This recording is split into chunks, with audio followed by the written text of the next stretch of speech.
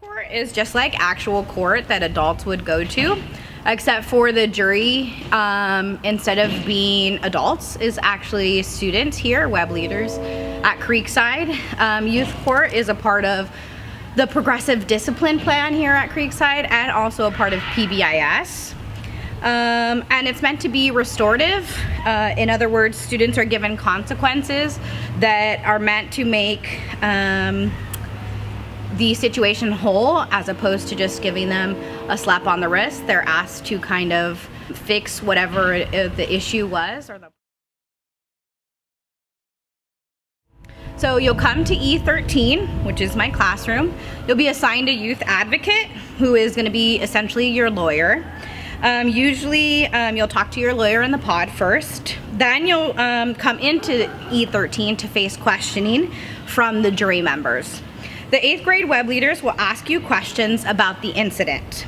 Based on how you answer the questions, we will assign you to a consequence or various consequences like tutoring or counseling based on how you've answered those questions and what we feel you really need to make that situation whole.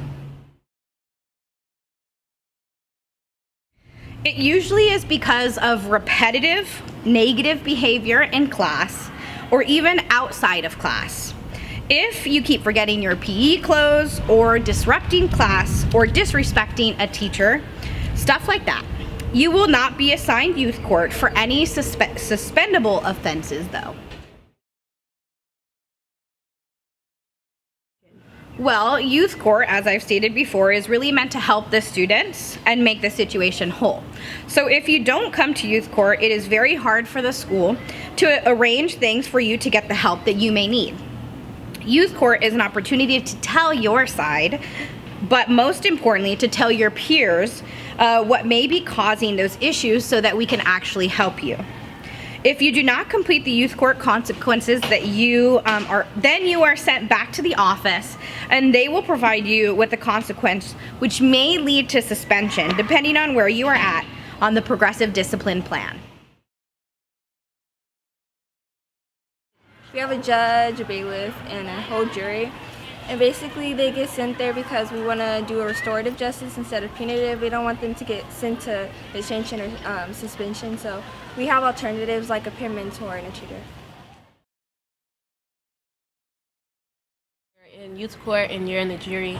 It shows, it really reflects on you, and if you relate to it, it shows how you can build up your leadership skills or how you really should act. It helps me help the people that go to youth court reflect on what they did wrong instead of giving them a punishment that will make them continue behaving bad. By teaching them how to be better in class and teaching them how to act and how not to act and not to forget their stuff. Basically, youth court is based on helping the people that attend it and not getting them in trouble. So I think it's helped them.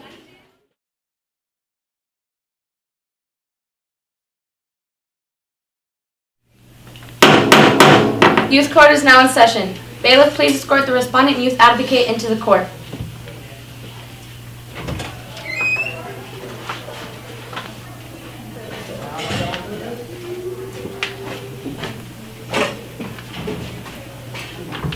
All rise. Youth court is now in session. The Honorable Judge Evelyn presiding. Case number 1821. Would everyone in the courtroom please stand? Please raise your right hand and repeat after me. I swear or affirm. I swear or affirm. That everything I see or hear. That everything I see or hear. In youth court today. In youth court today. Shall be kept confidential. Shall be kept confidential. Everyone please be seated except the jury. Please raise your right hand. Do you solemnly swear or affirm that you will objectively weigh the issues in this case and render a disposition according to the evidence and guidelines of youth court? I do. Please be seated. Responding to the advocate, please rise and raise your right hand. Do you solemnly swear or affirm that the testimony you are about to give will be the truth, the whole truth, and nothing but the truth? I do. Please be seated. In youth court, we maintain the same level of respect found in any courtroom. There will be no gum chewing, eating, or drinking. No cell phones or electronic devices are allowed. No laughing, talking, or inappropriate behavior is permitted while court is in session. If there is improper behavior, either the bailiff or I will order the behavior to cease. If verbal warnings are unsuccessful, bad behavior on part of the spectator or juror will result in their removal from the courtroom and the hearing will continue without them. If the respondent's behavior disrupts the proceeding, they will be removed, a mistrial will be declared, and the case will be referred back to the referring officials. Does everyone understand? Yes. Bailiff, please read the facts of the case. Ms. Casanova referred Daniel Mitchell for saying anti-gay slurs, and Daniel says, "I was just joking with my friends." Youth advocate, please make your opening statement. Your Honors, ladies and gentlemen of the jury, my name is Kelly Alves and I represent Daniel Mitchell, the respondent. He has been saying anti-gay slurs and he does regret his actions. I hope you can give him a fair disposition. Daniel, do you wish to say anything before the jury begins questioning? No. At this time, the jury may begin questioning the respondent. What do you think we can do to help you?